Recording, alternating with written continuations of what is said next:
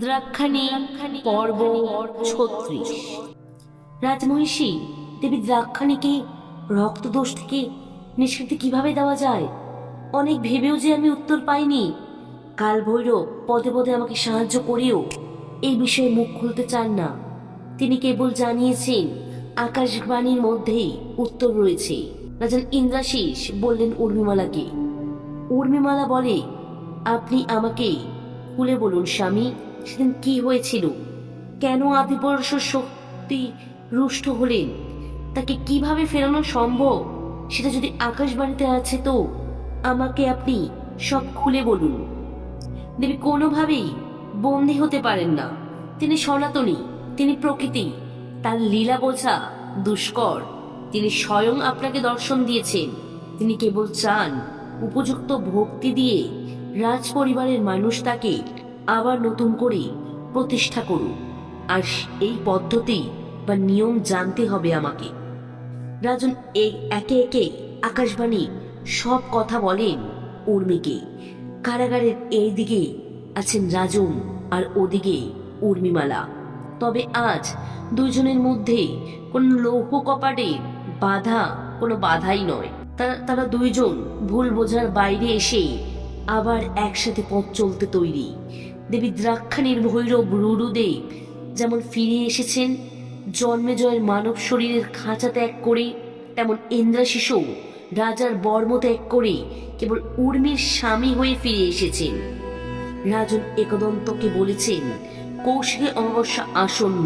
এমন সময় আসন্ন প্রসবা উর্মিমালাকে কারাগারে রাখা সমীচীন নয়। তার যদি কোনো শারীরিক ক্ষতি হয় তাহলে বলি আটকে যাবে। তাই তাকে এবার শেষবারের মতো প্রজাদের চোখে রাজমহিষী সাজিয়ে রাজমহলে ফিরিয়ে আনা উচিত। তার যথাযথ যত্ন প্রয়োজন। একদন্ত জানে রাজন তার অধীনে, তাই উর্মির জন্য তিনি ভাববেন না। একদন্ত জানান সেটাই ভালো হবে। রাজমহিষীকে রাজমহলে ফিরে আনার জন্য তিনি দাসীদের পাঠাবার ব্যবস্থা করতে চাইলে রাজন জানান তিনি নিজে ফিরিয়ে আনবেন মরির জন্য বরাদ্দ রাজমহিষীকে। রাজনের এ ধরনের কথা বলতে বলতে খুবই কষ্ট পাচ্ছে। তবু তিনি একদন্তর চোখে ধুলি নিক্ষেপের জন্য এসব কটু কথা বলে। রাজন উর্মিকে কারাগারে সব কিছু জানিয়ে ফিরিয়ে আনেন রাজমহলে। উর্মির শরীর ভারী হয়ে আসছে। ফিরতে ফিরতে উর্মি দেখে চারদিকে আয়োজন দেবীর বার্ষিকীর উৎসবে। বিশাল বিশাল তামা পিতলের বাসন পরিষ্কার করে রাখা হয়েছে। বলির জন্য যে চন্দ্রহাস খাড়াটি ব্যবহার হয় সেটিও পরিষ্কার করে রাখা আছে এক কোণে। বহুদিন পর মা দ্রাক্ষাণীর মন্দির দেখতে পেয়ে উর্মি করজোড়ে প্রণাম করল। গুরুদেব হাজির হয়েছেন উর্মির মুক্তির পাওয়ার খবর পেয়ে। উর্মি গুরুদেবকে প্রণাম করতে গেলে গুরুর প্রতি নমস্কার জানিয়ে বললেন, আপনি কেবল রাজমহিষী নয় মাতে, আপনি ৬৪ যোগিনীর এক যোগিনী। অধমকে পুত্রের নজরে দেখুন মাতে। রাজন গুরুদেবকে বললে, আপনি রাজমহিষীর সাথে বসুন, আমি ব্যস্ত আছি। এখন আমাকে কুলপুরোহিতের কাছে যেতে হবে, ৩৬৫ পাঠা দেখে আসি। গুরুদেব বলেন, রাজন দেবী রক্ত চান না, তিনি পরম বৈষ্ণবী। আপনি বলি প্রথা বন্ধ করে দেখুন না একবার। রাজন গুরুদেবের কথা সত্য জানলেও বাধ্য এখন অভিনয় করে যেতে। তাই গুরুদেবের দিকে ইচ্ছা করে তাচ্ছিল্যপূর্ণ হাসি দিয়ে রওনা দিলেন। গুরুদেব কি সব কিছু ঠিক হবে এই আশ্বাস দিয়ে উর্মি নিজের কক্ষে ঢুকে গেল। সেই সব স্মৃতি ঘিরে এলো উর্মির কক্ষে এসেই, যা বিবাহের পর যে কক্ষ ওর আর ওর রাজনের প্রেমের সাক্ষ্য বহন করছে।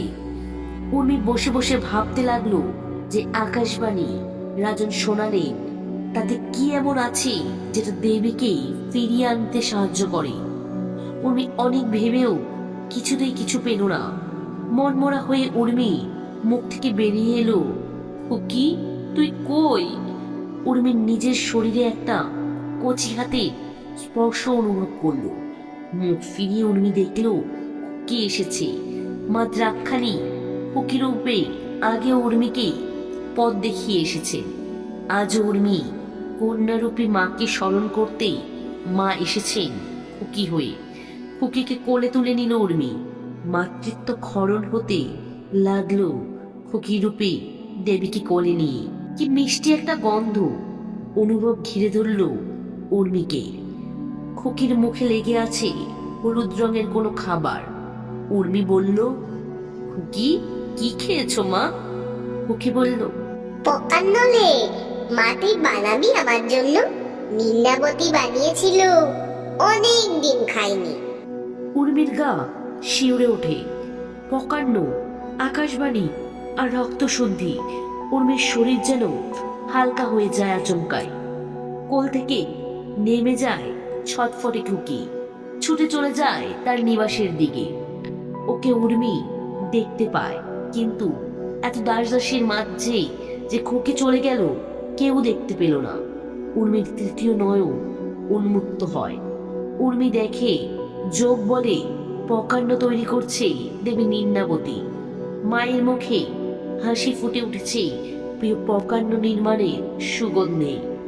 এর মাঝে উর্মি দেখে ওই মন্দিরের তলদেশে লোকায়িত লুর্নির স্রোত থেকে একে একে বেরিয়ে আসছে সাদা নরকঙ্কাল, যাদের মস্তক নেই, কেবল ধর আছে। তারা অমাবস্যার নিকষ অন্ধকারে ও সারা মন্দির চত্বর ঘিরে ফেলেছে। মনে হচ্ছে যেন সাদা ফুলে ফুলে ঘিরে উঠেছে বলিপীঠ। উর্মি ঘেমে ওঠে, চোখ খুলে ফেলে। আগামী দিনে কি ঘটনা ঘটবে তা দেখতে সক্ষম উর্মি। কিন্তু সে রাজন ইন্দ্রাশী রাজমহিষী হয়েই এই লড়াই লড়তে চায়। 64 যোগিনীর শক্তি থাকলেও সেই শক্তি ব্যবহার করে পাপের বিরুদ্ধে এই লড়াই উর্মি জিততে চায় না। একদন্ত এতগুলি বৎসর ধরে নরবলি দেবীকে আটকে রেখেছেন মূর্তিতে। আর বলি যাওয়া রাজবংশীদের মৃত শরীরে যৌনাচার করে বেঁচে থেকেছেন। কেবলমাত্র তাই নয়, একদন্ত প্রচুর শক্তি উৎস নিজের মধ্যে পঞ্জীভূত করেছে। সেই শক্তি সে নিশ্চিত ব্যবহার করবে যখন জানতে পারবে যে রাজন তার বশীভূত নন। দেবী দ্রাক্ষাণীকে কৌশিকী অমাবস্যাতে পুনঃস্থাপনা করা হবে পকান্ন ভোগে। উর্মিমালাকে বলি দেওয়া হবে না। অমরত্ব পাবার শেষ পর্যায়ে এসে এত সহজে মেনে নেবেন না একদন্ত নিজের হারকে। খুব শীঘ্রই মায়ের জাগরণ ঘটছে। কি হতে চলেছে পরবর্তী পর্বে জানতে হলে শুনতে হবে পরবর্তী পর্বগুলো। যারা এখনো সাবস্ক্রাইব করেননি অবশ্যই সাবস্ক্রাইব করে দিন। গল্প পাঠ কেমন লাগলো কমেন্টে জানান। শুভরাত্রি।